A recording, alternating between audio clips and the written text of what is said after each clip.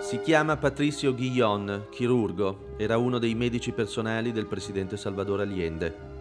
La mattina di martedì 11 settembre 1973 era alla Moneda, rimase intrappolato come gli altri durante le 7 ore del golpe. Fu l'unico testimone oculare del suicidio di Allende. Questa è la ricostruzione di ciò che accadde quel giorno. Oggi Guillón ha 66 anni, vive in un paese a 400 km a sud di Santiago del Cile e per la prima volta racconta quello che vide.